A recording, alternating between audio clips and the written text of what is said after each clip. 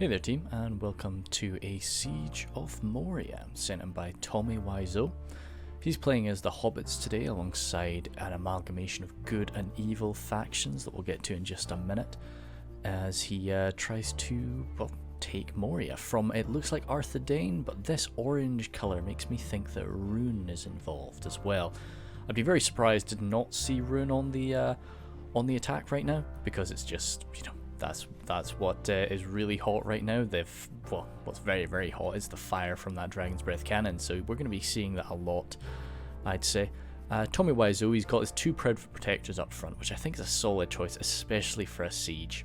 You know, I think that, you know, you'd be crazy not to take two of them to a siege. Then we've got the Hobbitry and arms here. Sound isn't too loud. Let's pump it up just a little bit. Yeah, got the Hobbitry and arms back here pushing a ram. Hobbitry and arms, longbow. Yeah, more Hobbitry and arms here, and another one. Yeah, you're definitely going to be wanting to. You're definitely going to be wanting to get 4 units of Hobbitry and arms when you're pushing up for a siege.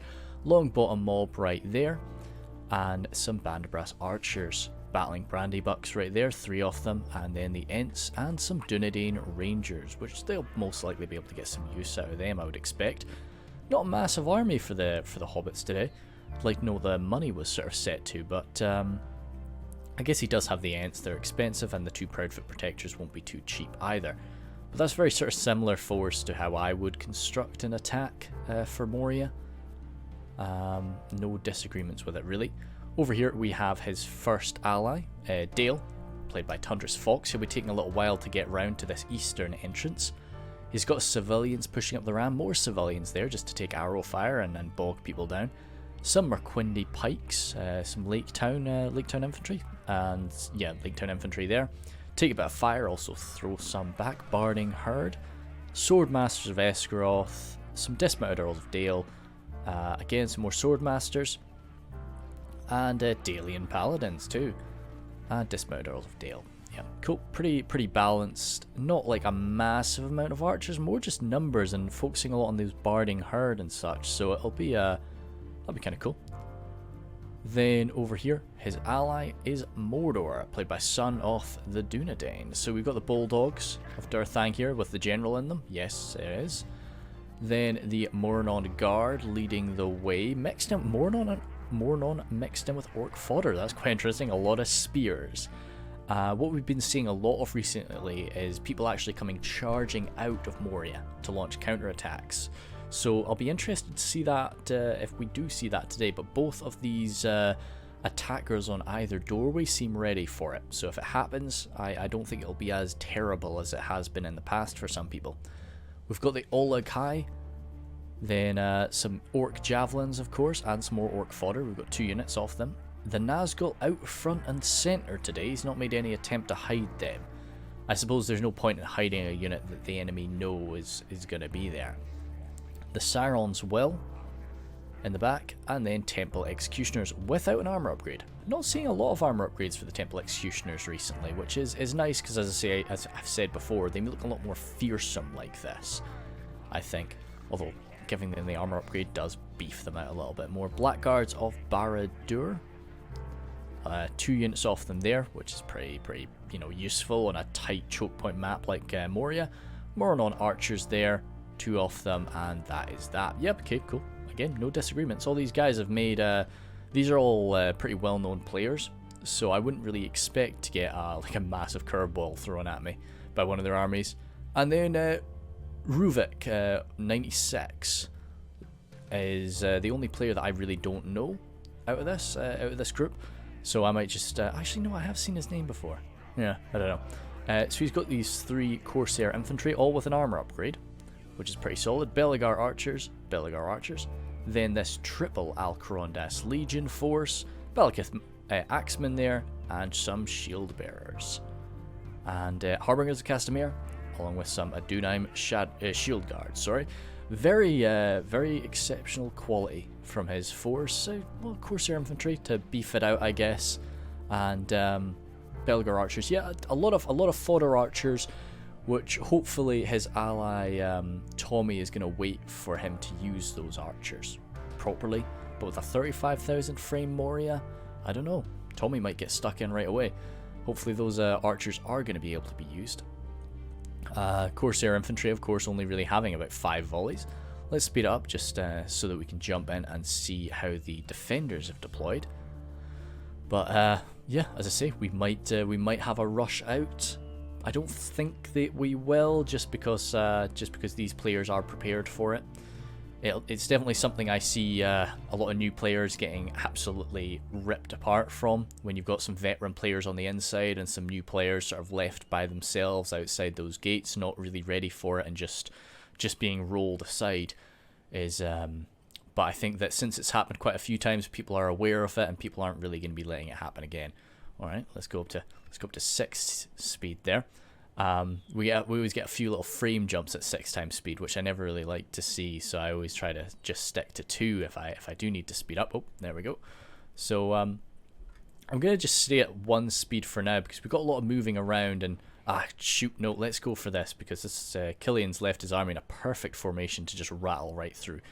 So he's got his Evandem spears, men at arms, peacekeepers, Arthedain pikes there with an armor upgrade, more pikes, a numinous gate guard, Arthedain pikes, some dismounted Forest Erin knights mixed in with some Forest Erin defenders, and yeah, that's a lot of Forest Erin defenders.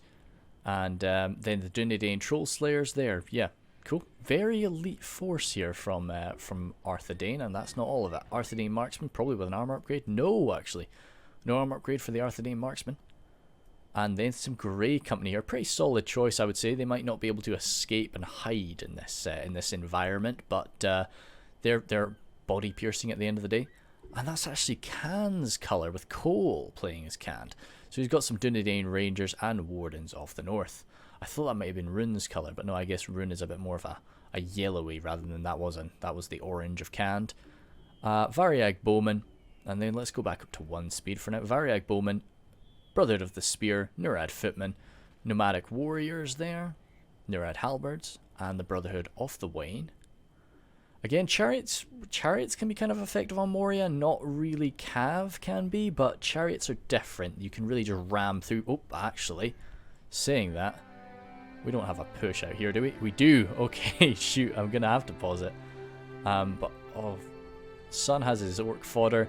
Yeah, sorry, I'm going to have to just do this at 0.1 speed. I was really hoping to do it at 1, but no. Just we don't want to miss any of the action over there. Nurad Stormguard here, probably got the general in there. Yep, that's where he is. Then the Brotherhood of the Sword, Brotherhood of the Axe, and some Nomadic Marauders there. Anything around this side? Yes.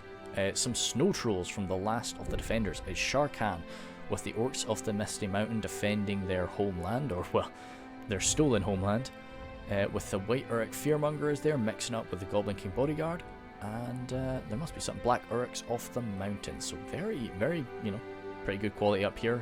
They can be moved down if they need to, along with the Cave Troll Drummers and the Drake Broodlings. Another kind of chariot style unit, very heavy, very much just sort of ramming through people. Variag Warriors without an armor upgrade, sinful cool. They look kind of cool without it, but I really like the look with it. Just those massive pauldrons. Down here we've got the Heavy Goblin Spears mixed up with a lot of Nurad Footmen and Nurad Halberds. That's not a fun thing to break through. And then Heavy Goblin Halberds as well. I like using Halberds on defense, but they're just so slow to use them for attack. Heavy Goblin Archers and the Blackback Mountain Berserkers. Then up here, blocking the doorway right now, are these Goblin Infantrymen. Back here, Nomadic Infantry, Nomadic Infantry, and some Cave Trolls, a catapult there from Sharkan, crossbows and crossbows. Cool, let's go for it. So yeah, it's I like the mix of defenders. Orcs and Misty Mountains on defense, as we kind of saw in Umad's recent battle. They've got an interesting way that they can defend with just their sheer mass. I prefer to attack with the Orcs and Misty Mountains, but defending with them is quite enjoyable too, because you really can just throw men at the problem. Just anytime somebody makes a break, you can just shove something in the way. And because you have access to those relatively cheap cave trolls in comparison to other sorts of trolls, you really can you can be quite liberal with them. It's like, oh well, if you lose them, it's just a unit of cave trolls. It's not the end of the world. The attackers have chosen not to bring any artillery today, which I think is a pretty solid bet. There's two problems with taking artillery on the attack, as to Moria even, is it's very easy to counter your artillery because you have to come through this gateway, so this catapult would have a very easy time. Taking a ballista, I think, is usually a pretty sound bet. I've seen that work a lot recently with the recent sort of buffs to ballistas, so that I can see that definitely being a good idea, and I'm kind of surprised that that the attackers haven't gone for it, considering that the attackers are quite an experienced bunch today. The gates have fallen. So Sun's burst through his doorway, and it'll be interesting to see whether he will wait for Dale or will he start skirmishing right now. He does have those 2 units of Moron archers even, who most certainly could just jump on in and start taking up a bit of fire and throwing a bit back. And a lot of Orc fodder and Moron guard, both of them can just stand there and take shots. The Moron guard, of course, a lot better than the Orc fodder, but a lot more important. It's not easy to be, well, it's very easy to be more important than an Orc fodder, though. They're in a shield wall right there, so that's kind of giving Sun's intentions away, maybe. That he is going to be wanting to burst through this formation when he gets the chance, but they're kind of mixed in with the Orc javelins there. So that's oh, the Hobbits are pushing right through. The Hobbits from Tommy Wiseau, as I said before, his buddy has a lot of ranged units, so it'd be good to kind of wait for him. But when the enemies give you this sort of bonus, you really want to run up and just claim this area. And when you've got access to units like the Hobbitry and Arms that really, you don't really care too much. And the Banderbras Archers as well. Banderbras Archers, we care about them a fair bit more, but they're a smaller unit size than most standard units in the game, so it's quite tough to actually skirmish with them. You're seeing a lot of these arrows would have hit somebody with a full unit, well, a full size.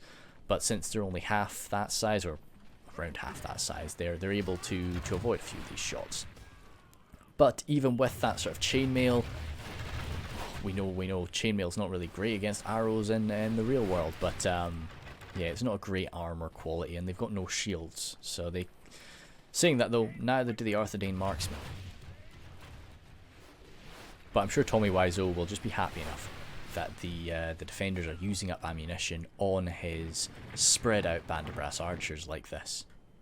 This looks like this is on large unit size. Let me actually go and see one of the orcs, because I know how many units that they have in their forces. Yeah, this is definitely on large. This isn't on huge unit size, which I think is quite good. Well, one, it's good for when you're playing on a 5v3. Going to large unit size can just mean that you're not really lagging as much, and also it's nice to play it because your units are smaller in these confined environments. Trying to play the Orcs of Misty Mountains on Moria on huge unit size is painful. You really miss out on so much tactical advantage because your units are just too big, and you wouldn't be able to really do what Tommy's doing here with his spread out unit of Banderbras archers. You just aren't able to fit a full unit. You probably wouldn't be able to fit a full unit of Banderbras archers spread out in that sort of position. Interesting that he's pulling his Hobbitry and Arms. Oh, that's why. Cole's coming forward with his Brotherhood off the Wane, which is a solid shout, I'd say. They've kind of stopped there. Okay, no, yeah, good. They're going to be tearing through these people. And that's why he pulled the Hobbitry and Arms back. If a few of these Banderbras archers get taken out, it's a bit unfortunate, but at the end of the day they will be able to use up all of their arrows. So that was a very good move from Cole. He's maybe not killed a massive amount of enemies, but he's really not suffered anything for it. The Longbottom mob, now, the Longbottom mob I think do have the throne trait, so they would do extra damage to the chariots. Still wouldn't be very much damage though. We've got the Grey Company coming forward. Oh, gotta be careful. Oh, wait. Oh, Killian. Maybe Killian does know what he's doing. I was thinking he was going to do something silly, but no, he's doing something very clever. And Tommy's seeing it. He is bolting his men around now. And yeah, no, he'll be okay, but that'll be a bit painful. What's the Ents doing? What are the Ents doing here? The Ents are coming forward, trying to sort of chase them away. The Ents will not care about this ranger fire. They're far too heavily armored to really care about those low damage arrows. But them pushing forward like this, no. I get the troll hunters maybe if they were somewhere nearby. Just a quick volley of troll hunter jabs into the Ents at close range would be horrendous. What we got going on the other side? Right now we're at 1 for 1, but it's far too early to make any sort of call like that. Yeah, it does look like Steward of Dale was more than happy. Steward of Dale, sorry, son of the Dunedain was more than happy to just wait up for his ally, which is I think is a good idea. But this side is I prefer to attack Moria from this side, even though it's kind of, you don't really have that opening section as you do on the other area. It is much more just, you know, this flat area. And I believe that, no, those goblins have definitely moved. They would be spotted. Yeah, they're all the way back here. So these goblins would lurch forward. If you had a unit of Morin on infantry, I'd be really tempted to come forward and just claim this section. Just, you know, this opening area, and then get a unit of archers in so that I can start skirmishing, because right now they're being kept back there, and over on the other side skirmishing is really sort of in full swing. Well, perhaps not anymore, not since the Brotherhood of the Wain, and it looks like Tommy is maybe going to be waiting now. We might be doing a bit of a pause. Looks like it. Yeah, no movement on the other side. Oh wait, saying that, civilians from Dale leading the way. Interesting choice. Really, you're not wanting to use volley fire on the civilians. Totally unarmored. Well, I think they've got maybe an armor value of 1 or 1 because a few of them are wearing aprons, but they will fall very quickly to even just the most basic of arrows, and their morale will not keep them around for long. But you know, they're only 150. You don't want to use up your ammunition. A unit of goblin archers is 500. So even if you are able to, you know, rout them off with only using half of your goblin archer ammunition, which I think it might take more than that, you know, it's really just not going to be easy. Goblin infantry is kind of a good way to just deal with them, but to be honest, civilians aren't as pathetic as they may seem. They're going to lose this fight, or I would expect them. They're just outnumbered, but oh god, they're defeated. Yeah, it's only a military genius here. So, Drake Broodlings, good choice. Yeah, the defenders are making good use of these sort of heavy massed units, right? And that's it, broken. Fantastic job there, Sharkan. That was a really good move. Just broken, done. You know, at the end of the day, Tundra's Fox, he's only lost 150 florins, but he's lost 150 florins. Again, gaining very little for it, gaining the death of about sort of 20 goblin infantry, and he's losing more civilians here now too. This is something that I definitely would have fallen for. I wouldn't have expected that. So this is, but no, he'll be kicking himself about that, because those civilians, as cheap as they are, as kind of, you know, unnecessary as they may be, they're useful. They served a purpose being here on this battlefield, and that tool has just been gone now. For, are they punishing this? They didn't really have, you know, if there was some orc javelins. Oh, Olakai will smash some baby dragons. Yeah, they're coming forward to club them.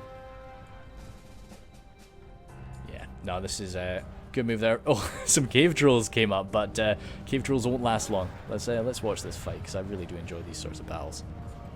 That's a really battle of the monsters. Drake broodlings and cave trolls battling Olakai, and civilians running in amongst it. Yeah, that's pretty cool. But this is sparking a hell of a movement here, and this will be the goblin infantry's. Goblin infantry are going to be wiped out now. Defenders are keeping their cool. Sometimes if you see this sort of rush, you can be sparked into just think, oh crap, I need to get stuck in, I need to rush and respond to it. But no, it's definitely better to keep your cool and hold your ground. Over on the other side, Tommy is making a push again. Oh shoot, looks like we've actually had some proper confrontation. Brother to the Wain came forward. They've actually lost one of their chariots, and it looks like Tommy is coming to get stuck in again now. stabbing at the back of these heavily armoured Arthedain men-at-arms. The Ents will make quite light work of them, but well, it'll take them a bit of time to do so. But I don't think they'll take much damage in order to do it. Alongside the Arthedain men-at-arms, they've got some militia spears of Evendom, or of the Evendom, and yeah, Hobbit train arms are a great sort of counter to a lot of these heavy human men-at-arms, just because these human men-at-arms are relying so much on that armour. They've got some skill. They're not definitely not wild men or orcs by any stretch, but their armour is the main thing keeping them alive. And those Hobbit train arms, for as little damage as they're doing, it's all armour piercing damage. The Ents just tearing through things. I don't know, they're going to need some armour piercing on the front, which of course, as Arthedain, that's not really something that they've got in excess.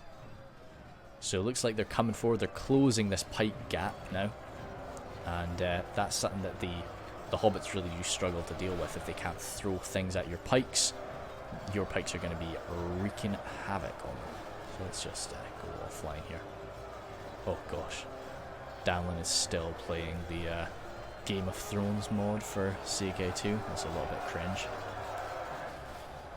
It's a very good mod, a lot more fun than the show, I'll say. So the Ents have come forward, smashing through these men. As I say, they won't be taking much damage, but well, they will be taking a lot of damage, but it'll be coming in quite slowly from all these sources. Just there's nothing high damage here to strike them down, and I think they'll be racking up some good kills. I'd say that's quite a nice use of them. It's just causing havoc here, and it's allowing the much lower quality Hobbitry and arms to form this very organised front line, and the Western Kingdoms need organisation. They need to fight in groups. They need to fight, properly, and just the havoc that the Ents are causing is stopping that. We've got some ranger fire. It looked like it actually came from behind, so I'd maybe hold fire with that. Umbar coming forward with some black Númenórean spearmen there. They will change the game for sure. Get some real skill on the front line. Have we got the proper clash here? Oh no. Oh dear. Oh wait, no, I thought there was a lot of dead drakes, but no, it's not. Drake broodlings again coming forward, doing an amazing job of just throwing these men around. Of course, Drake broodlings don't really care about stakes. They're counted as elephants, so they can just tear right on through them. And that is another unit of civilians broken, and orc fodder broken there. We actually got a volley of arrows coming into them. It's such a shame that they've broken in this manner and they've not turned around to run away, because those orc fodder, there were 100 orc fodder there, and they could have come back. I'm surprised the percentages are the way they are, though, to be honest, because those Drake broodlings have just been tearing people apart. Oh, Tundras must have had a lot more civilians than I thought. He's got another fresh unit of them standing right here. But this is as bad as it kind of seems. This is the spot that Tundras wants to be in. He wants to just get his Lake Town infantry up, make them take enemy arrow fire as they are, because they've got that shield. They might not have much armor, but they can skirmish really well. That's something Dale is just fantastic at. I do think that Dale is one of the best archery factions in the game, but they are different from Lothlorien. Definitely, they don't really pump out as much damage by any stretch, but what they do is that they've all got shields and they've all got decent armor, or some semblance of armor, so they can just skirmish with you all day. Long bottom mob, they'll die in seconds to arrow fire, and they'll keep throwing their stones for most of the game, even with a full unit, which is going to be a real pain for a lot of these men. But yeah, especially stones coming back into these guys in the rear here. We've got a lot of men in reserve, but Killian is kind of without there's a few Candish men in the back as reserves. It's kind of nice. It's the east is secured primarily by the Orcs of the Misty Mountains. The west is primarily secured by Arthedain, and Cole with his Candish forces are kind of just running back and forth. Oh shoot, I didn't even see this. These poor Grey Company really took some tremendous losses here.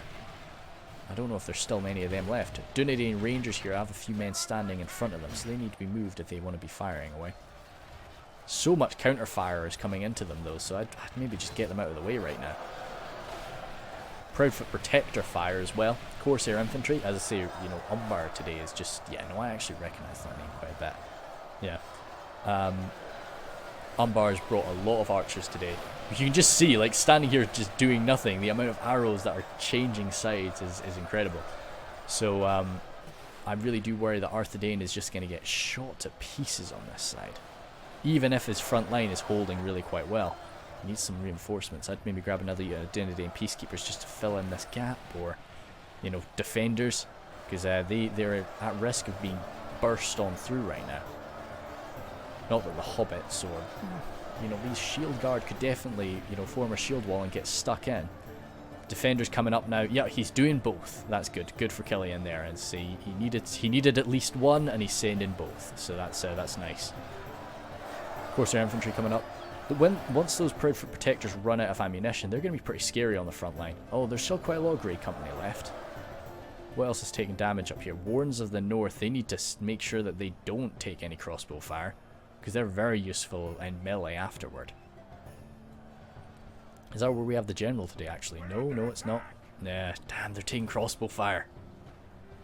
Yeah, that's what I thought. So they've got 2 hit points, so they won't be dropping fast, but they will be taking a lot of damage from this, lacking that shield, but having good armor. Brother the Wayne with their crossbows. They do have crossbows, don't they? Yeah. They'll be able to use those, but at the same time, you don't really want to move them up close enough to use them, or the enemy's just going to focus fire on them and take them out with their crossbows. Cole is seeing that his forces are kind of needed, so he's sending in his reserves, which is of course going to take his micro over there. So if he's doing something over here, he's going to need to focus a bit less on it. Still so many arrows coming forward, even with the efforts of these Lake Town infantrymen. More on guard set up here, as I say, decent armor, you know, not great, but they got something, and they've got that shield, so they can take a pounding. More on archers here. Again, Sun has really come equipped to just soak up arrow fire with his 2 units of Moron infantry. I always like to take at least 2 archer units, usually 3 if I can afford it, to a siege of any sort when I'm on the attack, because I usually think 3 is enough to do a bit of damage to the enemy, but mainly to use up their arrows.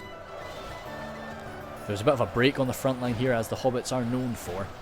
Not really got great morale, and they don't really have great morale buffing units like a lot of Orc factions do.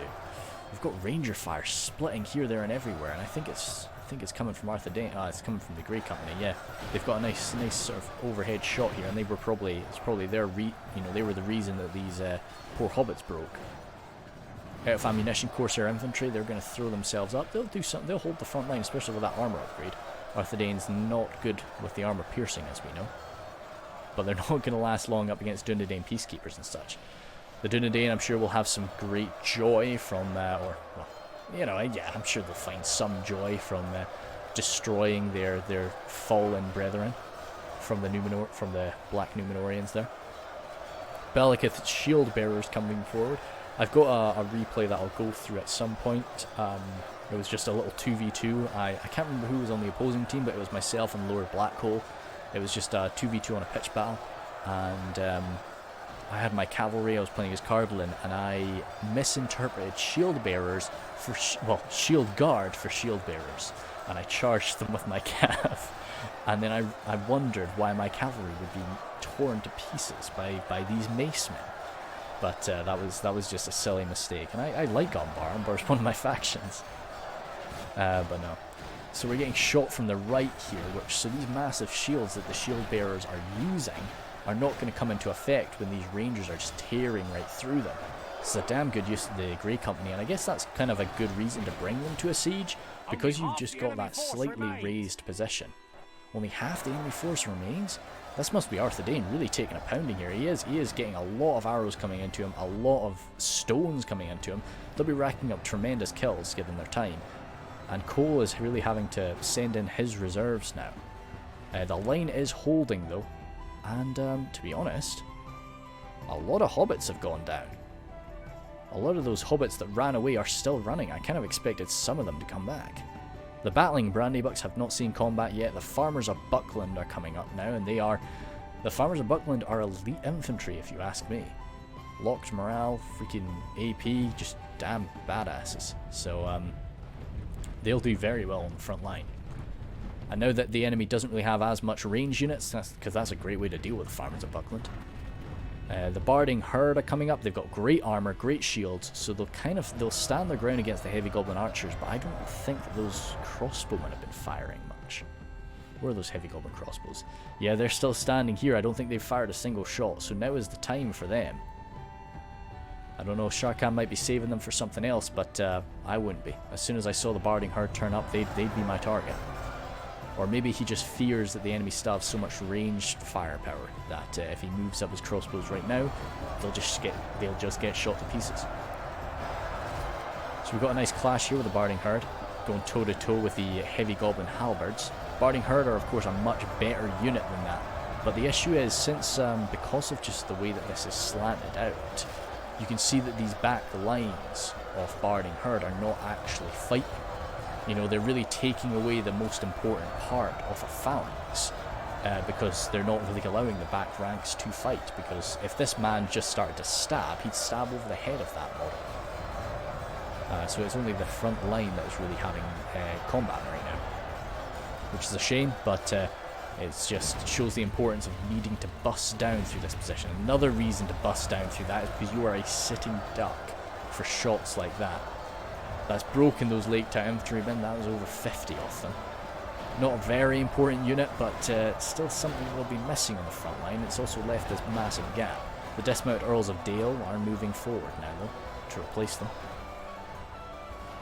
A lot of firepower coming in here, killing off some of these archers, but the Moron Guard's still standing strong. As I say, I think when you're coming into Moria, this is kind of the position that I would get my shield wall pushing through. I know that they want to wear it down first though, because that is just a dense. That is absolutely dense as heck. Might all just be mainly goblins with a few Variag men, but those nomadic infantry at the back, you know, it's a lot of mass. And I think there's some heavy goblin spears that are quite heavy, so no, it's they'll hold. So you'd really have to get some Black Legion and Barad-dûr if you're wanting to bust through there. Bit of a counter charge here to strike at the Hobbits, tearing through some of them. A bit of a chaotic fight, but the farmers are... Oh, sorry, those are the Longbottom mob. Where are those farmers of Buckland? Oh dear, the farmers of Buckland kind of struggling here. Actually, no, they're winning that fight. We saw the dismounted knights of Annuminus for a second. I don't know where they've gotten off to, but I did see their name pop up. Yeah, I know. Yeah, so they'll... there's really nothing on the field. Like, that's kind of the problem with the Hobbitry. You know, they lack that incredibly elite infantry unit. The Proudfoot Protectors can do their part. They're damn good, but it's just when it comes to fighting things like that that you can really fall apart. Dismounted Knights of Annuminus kind of, yeah, actually seeing defeat is certain here. Defeat is, well, they're seeing defeat all along the line. Once these Annuminus Gate Guard kind of get formed up, then that'll be great. And they'll come in from the right flank, but those Proudfoot Protectors with their pikes, or AP pikes, are standing there. Okay, no, it's victory now. I say I like this counter-attack. I do like it when people do sort of strike back a bit. Dunedain Rangers, any shot that they're pulling through will be tearing people apart, especially these unshielded Balakath Axe Guard. That's only half of the Hobbits left from Tommy. 42 for 41, so we're damn close, actually. Looks like Cole, these men are actually routing. That's a surprise. 46 men did come back, so they could maybe be just sent right back into the fight, or Cole might just choose to keep them back, let them chill out for a little while. But this is holding quite nicely, as this position kind of should. On this side of the battlefield is really where you want to do a tremendous amount of punishment, you know, because once they break through here, they suddenly have two entrances to push up, and although those two entrances are a lot thinner, it's a lot easier, for me anyway, to hold one wide choke point rather than two narrow choke points. Cole did send them back on in. They may have fled, but now they're back. But no, there's not any like tremendous quality on this front line right now. Civilians from Tundra's Fox mixing it up with some of the Moron Guard. Okay, that's Arthedain's general dropped there by a Proudfoot. Good to see him stuck in the fight, though. Very brave man. Let's see, I would have probably put him in the Wardens, but he might have been shot down because we've seen the Wardens have taken a lot of damage. He was probably in the Dismounted Knights of Annuminus. So as good as this is, you can kind of see it's quite thin on the ground now. The attackers may not have much in reserve, but the Harbingers of Castamere have just arrived. The Belagar archers, they've not really used up any ammo. So this is the thing about a counterattack. If you broke through this line, then you'd be able to get stuck into the Belagar archers without them actually having fired. Proudfoot protectors moving up to get their volleys from their crossbows sorted out. Just wanting to deal with these Dunedain Rangers, who, to be honest, don't have much ammunition left. I know it's a smaller unit, but they've been firing constantly for quite a while now. Dunedain Rangers of Tommy have come forward. They've definitely taken a bit of a beating, but again, they'll have a bit of ammo. Even 17 Rangers can turn the tide if they're allowed to fire for an extended period. Dismounted Knights of Numinous, sorry about that. Yeah, it's the Farmers of Buckland mixing up with the Battling Brandybucks. As good as this attack was, it's kind of falling apart. Brother of the Shadow, okay, they'll be good if they can get up there, especially if they can throw some stuff. But apart from that, what else do we have in reserve? We've got the Brother of the Spear. They could be used in Shield Wall to bust on through, but if not, they're probably being kept there just in case that line does fall apart, and they need to hold it for a while. Brother of the Wain? You could tear your way on through. Yeah, as I say, I don't know. I don't know what the aim is with the attack right now. Are they wanting to just totally shut down that side, or are they wanting to just kind of aggressively hold it? Catapult being moved. It's done quite a lot of damage over here so far, as we're seeing from these burning corpses. But actually, that could have been a friendly fire. I think it was mainly enemy casualties, but there was definitely a few friendlies taken out in it. But despite that, actually, yeah, it was vast majority if it was enemy casualties. But either way, this position is holding firm still.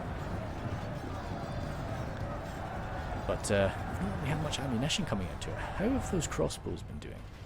Crossbows are opening up. They've got 2 full units, well, 2 units of crossbows. So that's 2 full units of ammunition that they were using. Even though this one has clearly been shattered by enemy archer fire. Yeah. No, it's not a fun position to be Dale right now. Well, not a fun position to be any of these guys. Coming into the River Patrol is an interesting choice. I would really... I'd probably be getting stuck into the Barding Herd, but no, it's fair. They can do a lot of damage to those javelins. Orc javelins coming up now from Sun. Yeah, no, it really seems like the River Patrol are their target. But as I say, if I was Tundris, I'd be okay with that, because your Barding Herd are kind of what you're wanting to use here. Temple Executioners standing by, as are the Nazgul. And, well, sorry, the Nazgul aren't there with them, but, ooh, the Nazgul actually might be stuck in. A lot of people do is quite a nice fanatic blob there. No, the Nazgul are, no, those are Merquindi pikes. Oh well. We'll keep an eye out for them. Yeah, Nazgul really could be used to sort of change that situation there, but if they were spotted on the approach, they could be ripped apart by those crossbows. I would focus fire entirely. Brother to the Spear have moved up, so we really are quite low now. 1 grey company out of ammunition. Yeah, it's the Harbingers of Castamere are kind of the issue, I think. You know, there's not really much here that can actually deal with that. Brother of the Shadow will do okay, but well, where are the Brother of the Shadow? They're either hidden or they're dead. A lot of battling Brandybucks there. They're AP, you know, but their Hobbitry and Arms brothers absorbed a fair bit of firepower for them, so now they can just come up and smash people with their axes and heavy hammers. Belagar archers there. Yeah, just targeting the wardens in the north. At the end of the day, Killian, I'm sure he'll be upset to lose his wardens to ranged fire, but every shot that's going into those wardens is a shot that's not coming into the front line or is not coming into something else at the end of the day. Dunedain Troll Slayers here. They could change things. Belagar archers running away for Ruvrik. Do we have a target? I don't know where they can get a shot here. But the problem is, if they moved back to here, where I think they would be able to get a shot, they would be blasted to pieces by the Proudfoots. Maybe they can hit the Proudfoots is the thing. That's the target I would go for. Because if you destroy the Proudfoots, then the Dunedain Troll Slayers can come forward and hopefully kill the rather weakened Harbingers of Castamere. And then all you've really got left are these depleted units of Alcarondas Legion. And that's it. You've finished that side then. And you can move what's left over to the other. Or just move your focus over to the other. Being able to micro a certain section is worth a lot of men. So Tommy had quite a bit of ammo there. He actually, oh yeah, no, that's the other unit of Proudfoots. So the fact that that Proudfoot unit still has ammo, they're going to be tearing people apart. Crossbow fire has managed to find the Troll Slayers and deleted them. They might not need too much AP to get through Troll Slayers, but those 2 hit points are very useful. So just wiping them out like that. And the issue is, I think that's kind of, you know, that's tied it up on this end. You know, there's nothing more to really stand in their way with the exception of those chariots. And I think he's going to wait. I think Cole will wait to use the chariots until they kind of break through into this area. And the chariots won't really be able to form a front line, of course, but the chariots will like tear through them, kind of just mess them up a bit. What do we have? Boys coming down. Some more Barding Herd. Some more Lake Town Infantry. The Olakai standing here. If I could get a crossbow volley on the Olakai, I would do it. Just because worst case scenario, you'll miss and you'll probably hit an infantryman. Best case scenario, you slam an armor-piercing crossbow right into the Olakai. Crossbow bolt, I should say, right into the Olakai. Nerd Fitment, as I say, this is just a tough position to get through. Barding Herd are great for it. Lake Town Infantry coming on up. But no, this is going very well, and the defenders just haven't taken too many casualties. The Dunheim Shadow Bows have come up now. That'll change some things. Just ripping through these crossbowmen. Spearmen have popped up. In the centre, they don't really have Brother of the Axe. It's the Storm Guard in the centre are going to be messy. A few bugged out Arthedain marksmen. And then the Nomadic Marauders with a Brotherhood of the Sword leading them. Those Nomadic Marauders got a few javelins, so they'll do something for sure. They'll do a fair bit of damage to an approaching force. But in melee, they'll fall apart. And also, if the attackers have any ranged units, they wear no armor, totally shirtless, so they'll just get torn apart. Brotherhood of the Wain, crossbow fire, not so well. Crossbow fire into the Proudfoots would be great. Problem is, those pikes will definitely hurt the Proudfoots. Good bash there, just knocking some around, but sorry, those pikes I mean they hurt the Brotherhood. As will the crossbows, but that might be them sort of out of ammo, or Tommy is just trying to catch him. The enemy force remains. Brotherhood, the problem is stopped chariots get destroyed. So this is why Cole didn't really want to charge into that very messy choke point there. He wanted to fight them out here. I wonder what happened to the Brotherhood of the Shadow. Yeah, it's hard to say. They might still be hidden.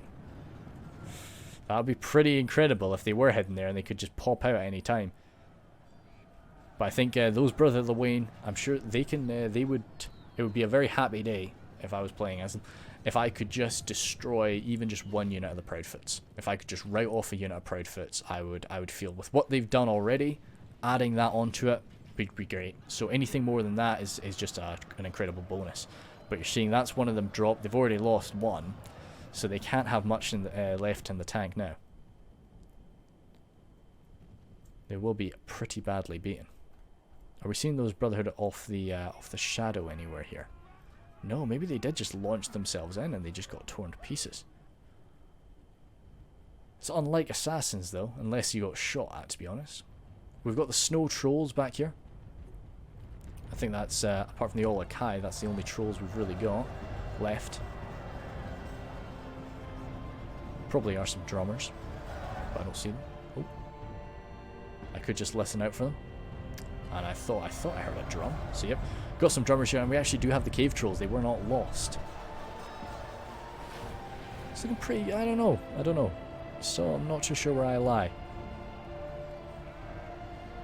Shadowbows here, getting generally just used to wipe out those crossbows, which I think is fair enough.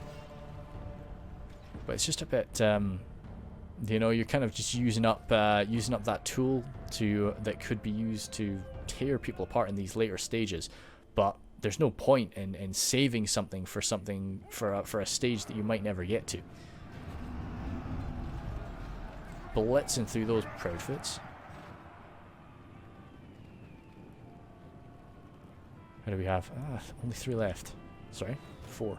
Surely, yeah, 4. Good. And it's just slowing them up. It's definitely giving them a bit of pause. But you know, if you went for something like that, which I think he's about to, this will be dramatic.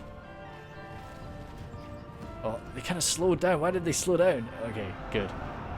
Mincing through them, but this will be then near their end. We've only got 2 left now. It's just too dense a blob there. But yeah, Ruvert will have some ammo. Now, once you fall back to that final point, it's difficult for the attackers to shoot you. But if they can get into a position, you'll be in trouble. Only half the enemy force remains. That's another one of the defenders down to half their men, if my announcer is to be believed. Olakai getting stuck in, getting met by the Drake Broodlings and the catapult. They're doing shadow bows here, struggling, but they're locked morale, so they'll stay and fight. As are all the Black Numenorians from Mordor. Fearmongers there getting torn through. This is a good move. They were just exposing their back a little bit, and now the problem is retreating back, you're going to be visible all the way. Oh, if you could line up a little bit closer to the wall, that might be better, because as I say, they're just going to be getting shot over and over. Sharkan is kind of, yeah, I think the better option here is probably just to get them stuck in, and it looks like Sharkan is going to be doing that. Olakai wouldn't have lasted long in the middle of that fight, though. They've taken quite a lot of damage throughout this, and this is a very messy engagement, so there's not many left. The cave trolls came in to sort of hunt them down. There's 3 cave trolls there striking down on this one Olakai. Sorry, that's only 2. What the heck? Oh, right, I thought that Olakai's club was his head. It looked very unnatural, sort of waving side to side so high off his body, but no. It's just because the club was covering his head.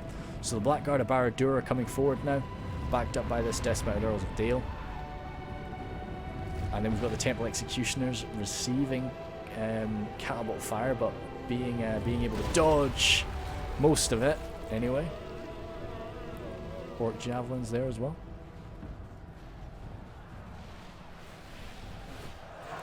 But the push has been committed, and we are going to be seeing that make quite a brutal effect.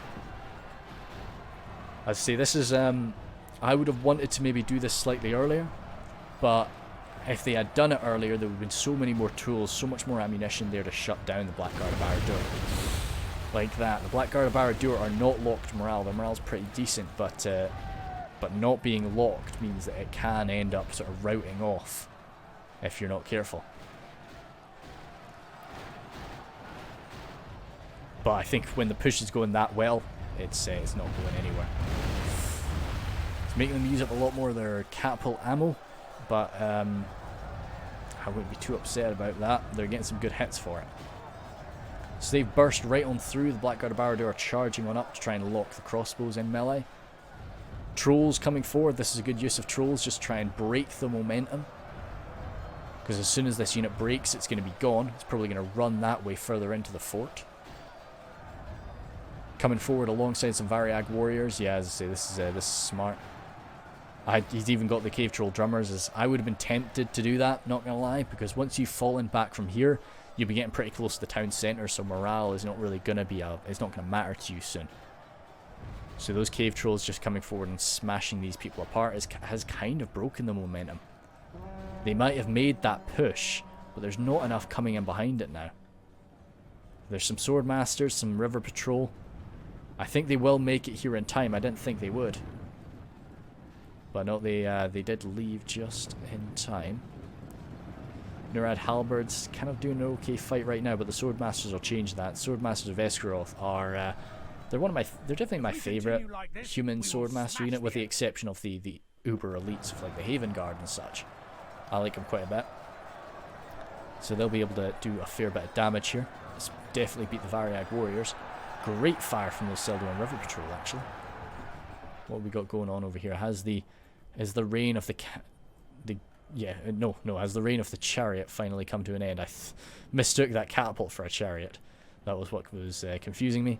Proudfoot and these Bellicate Axeguard have rushed on up here. So Tommy and Ruvrik have really gained quite a bit of ground and secured this entrance, which is going to be pretty beneficial because it just means that the other side is going to have to start sending troops this way to answer to it.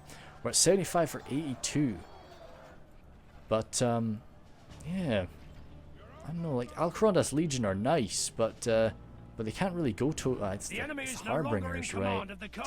Harbingers will be hurt, though. As soon as they fight something of real substance, they will be wiped out, I think. Dunedain Troll Slayers as well, they've run out of ammunition. No, sorry, they've still got all of their ammunition. They've run out of people. Sorry, I'm quite tired today. I don't know, I just started doing this and I started needing to fall asleep, but once I start things, I really like to get through them. But Black Legion and Blackguard of Barad-dûr here, sorry. Clattering into the Variag Bowmen, having quite a good battle there. Not many Cave Troll Drummers left. That was the captain of the Cave Troll Drummers. So he's wiped out now. Swordmasters of Esgaroth coming on up. The enemy general flees Pollock high here. Variag Bowmen aren't going to be doing too much damage to him, but at this point, you know, he's very battle worn, so it's not going to take too much to finally bring him down. I think there's still some men fighting on this side of the bridge. Sorry about that. Merquindi Pikes are chasing them away, alongside some Swordmasters. Well, So that's the general of the Orcs of Misty Mountains. They definitely do need their morale to hold, but as I say, that when they get back to that town square, you're locked morale. Variag Warriors there, yeah. As I say, Sauron's well. Variag Warriors, I like them, but they'll do a good fight up against just about everything mid tier. But as soon as you go slightly above that mid-tier, 2 units like the Sauron's Well or the Swordmasters of Esgaroth, they suddenly become absolutely worthless. Even giving them that armor upgrade that I love to do would not make them any better up against these Sauron's Well, just because of that massive axe that they wield. I don't know how to describe what the heck this guy's got, that big serrated blade. This huge great axe. So once they break through here, there's really nothing left in their way, and they'll be able to charge right on around to get to the town centre. Pneumatic Marauders. Still the Storm Guard unhurt. And the Catapult here that can do some more work. The greatest thing about like a Catapult Blast, though, is the effect that it can have on morale, which of course the Alcaronda's Legion will not care about.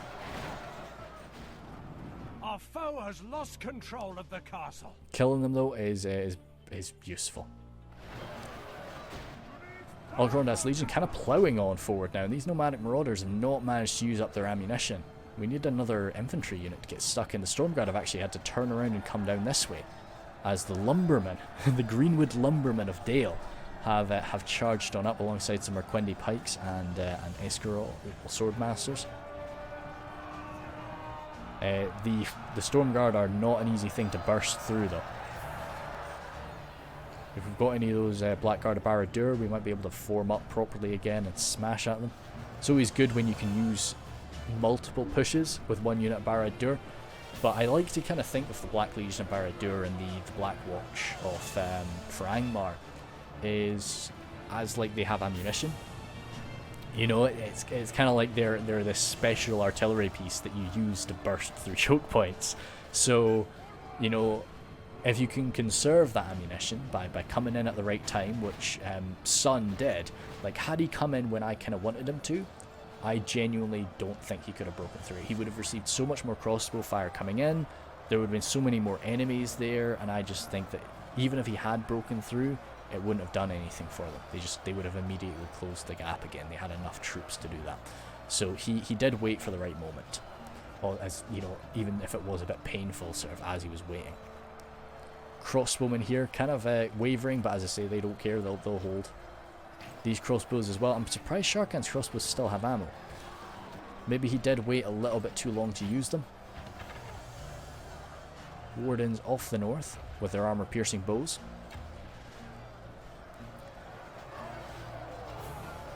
Oh, catapult out of ammunition. Kind of just looks like it's being used to sort of generally block the way.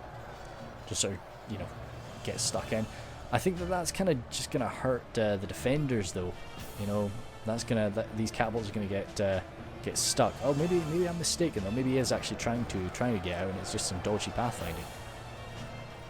Stormguard actually struggling in that fight. Why is that? Is it just because they've only just arrived and they're kind of getting shot up? We'll have to watch that, because I really would I would expect them to do quite well. These Arthedain pikemen from Killian have gotten unbugged now that they were sort of touched. Actually, no, I think they have. So they'll be able to prod and stab away at the Alcarondas Legion from the side.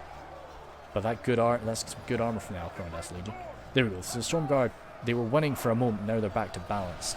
That makes a bit more sense to me. The Stormguard really should be tearing through this. But no, I think if there is going to be an end to this fight, it's not going to come from that flank. It's going to come from these Sarons well and the swarm following in behind them. So those Alcarondas Legion legitimately just have to do their job of holding focus for the units, off, you know, holding the Stormguard's focus and everything like that. We've got an admit defeat from one of the defenders. Looks like it's probably Sharkan. They've got a lot more fire coming to the front of these men. Dispatchers failed, yeah, and that is that, I think. So we'll set ourselves up here as we just sort of watch the battle come to a close. This looks, yeah, that's a nice position. Yeah, Moria's a lot of fun. I love to play on Moria.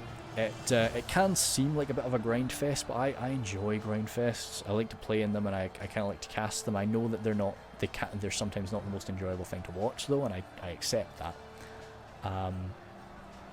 But yeah, it's pretty good. Really want to get back on Silmarillion Total War and get some reports for that done. But I've got some videos. I've got some replays sitting there that I need to maybe get at. Should we go this? Should we go? Nah, we've only got 1,000 left. We'll hold for it. But oh, good volley there, boys. Orc javelins saving their ammunition. I'd say it was looking really dicey on the eastern side. I thought the eastern side was going to get turned away. But no, the boys, as I say, I underestimated Sun, which is always a very dangerous thing to do. He's an exceptional siege player, and no, he waited for the right moment, and he got stuck in, and it obviously went very well for him after that. But just him and Dale were just taking their lumps. They really were, and you know, it was some good patience that they were showing, that they weren't using their tools too early. Because as I say, had they done so, I just don't think they would have broken through. The guys on the other side, the western side as well, I kind of expected that to, you know, end up a bit worse. What I really was expecting was that the western side was going to end up breaking because of that countercharge, and then the eastern side was going to be finishing it off because, you know, of how much focus the western side had taken. But no, it was they ended up holding on. And you know, Tommy was patient, and he was able to get his crossbows into a good position. We saw in that Rivendell siege from a while ago, I'm getting similar vibes from that, where, you know, the player was just able to relax, take his crossbows out of the fight, find a good position for them, and get shooting. You know, that's exactly what Tommy did here. He saw what he needed to do, and he got his guys out and lined them up and fired in. So that was really impressive.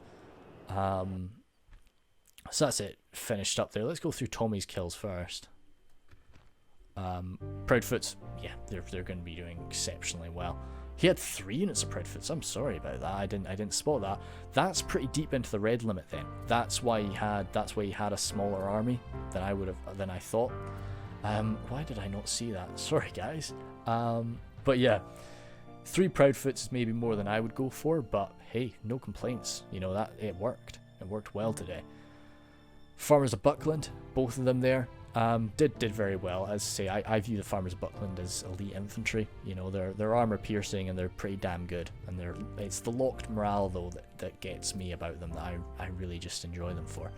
Dunedain Rangers, they're kind of struggled to get a good shot, and whenever they were in a good position to get a good shot, they were blasted to pieces by the enemy's Rangers and all the enemy's Arthedain marksmen. So, you know, you can't expect too much from them there, but the focus that was put on them wasn't put on something else. So hey, all the Hobbitry in Arms, 109 kills and 108 kills is pretty damn good for some Hobbitry in Arms. You can definitely be proud of that. And then the 231s, both of them got 31. They were probably both shot to pieces. Saying that though, healed casualties, hard to say. But no, Hobbitry in Arms, great little AP spearmen that could just come up and not, as I say, not do very much damage at all up against most enemies, but up against the Arthedain units, Gondorian units, it's exactly what you want. You just outnumber them and keep on stabbing with your armor piercing, you'll get through. The Ents there used very well, used at the right time, I think, and racking up 191 kills was great with them. I would have wanted to counter them, probably the Dunedain Troll Slayers getting used earlier, just in melee, not for their javelins. Just send them up to kill the Ents, because there just wasn't a unit on that front line that could beat them. It was all pikes, it was all spearmen, and they did kill them, but it just took a very long time. The long bottom mob there, 140 kills. The long bottom mob, you're going to do pretty nicely with them just because of how long they're on the field for. They're totally unarmored though, so they can get shot to pieces though. And I think some people do ignore them because they think, they're just throwing stones. And if you take out like most of the unit though, they're already going to struggle to get through all of their ammunition because they have so much of it. So once you lower them down to a smaller unit size, you kind of do defeat their purpose. Surprised at... the Battling Brandybucks, great. Followed up after the Hobbitry in Arms. Kind of surprised to see less kills for them, but I guess they were going up against better quality units. They lack that shield, so they would be getting shot to pieces quite easily. Then the Band of Brass Archers there. It's interesting that there was only one archer unit. I always like to come in with two, or, as I say, maybe three, to kind of just use up the enemy's arrows. But those Band of Brass Archers did a really good job, and it was awesome that he could get them into a nice position for them and get them spread out. Because, as I say, it's that's the tough thing about playing Moria on a huge unit size when you're a horde faction. Sun over there said that, wow, that's a lot of prisoners. So you saw there was definitely a big break when they pushed through, and he was just able to grab a lot of people. So you can add a lot of that to his kills, of course. Some of that wouldn't have come back, but on a siege, most of it is going to come back, to be honest, when you poke it when it reaches the town centre. So it's good to catch it. He did wait for the right moment. I had my doubts. I thought he should have come in earlier, but it went very well. So I guess we'll never really know what happened, what would have happened if he had come in earlier, but I'm glad he didn't. Yeah. Apart from that, good use of his ammunition, good use... I'm kind of interested by his use of Rangers up against the crossbows, but I guess it was just how much damage those damn crossbows were doing to the front line, that it was a case of, we need to delete them. So that's fair. Tundra's Fox came in there. Tough luck early on, and I really thought it was going to go quite nasty. But they ended up they've worked it out. It was definitely a good showing from some better players today.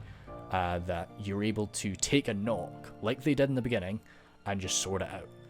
A lot of newer players, when they take a hit like that, they panic. And you can see it, and I see it in my own battles sometimes, and it's really frustrating. I take a knock, and then again, and then more problems, and it just spreads and spreads and spreads until suddenly you're just like, this is unsalvageable. Whereas they took that knock and they were like, right, cool, let's make sure that doesn't happen again, and it didn't. So that was, I think it never was as bad as it was the first time, So that was really impressive from them. Ruvik as well. I do know. I have seen Ruvik around quite a bit. I didn't recognize him at the start, but yeah, Lots of archers. Glad he was able to get them used. It always sucks to bring lots of archers and to prepare yourself with the mindset of like, I'm going in first, and then realize that you're the last person to actually enter the fort because of your deployment zone. You're like, crap. So yeah, he definitely had an army where he could have gone in first and he would have done a very good job. But apart from that, he had the elite units. The Harbingers of Castamere were exceptionally important on that push to just back up the front line and really get an elite unit up there, because the Hobbits just don't have one. 3 Proudfoots though in melee, that's something. So yeah, no, impressive stuff. Killian there did a great job, really. You know, great use of the that's Cat scratching at my door. I'm just gonna ignore her for 2 seconds. Great use of the rain, great use of the Grey Company, good use of the Rangers, good use of archers, full stop, really. Sucks about the Wardens getting shot up, sucks about the Dragon Slayers, not Dragon Slayers, Troll Slayers especially. That was really unfortunate. I would have just got them in melee at some point up against the Trolls, as I say, and then maybe got them out, but hey. Sharkan there, 662 prisoners, that's freaking awesome. Yeah, great use of the Drakes. Like, I love seeing Drakes getting used, they're really cool. I don't use them too much myself, but it's still nice. Really sturdy front line, really ready for it, but just when they came forward, maybe should have used the crossbows earlier. That's the only thing. You know, they still had ammunition, you know, toward the end of the game, but hey. Cole there, awesome support for both sides. That's something I've really definitely struggled with. My micro is much better when it's focused in one area, when I'm trying to have to jump back and forth and help here and here. So I definitely do fail a little bit, but Cole showed that he could do that today, so that's pretty nice. But no, I really better go tend to this cap. So thanks a bunch, guys.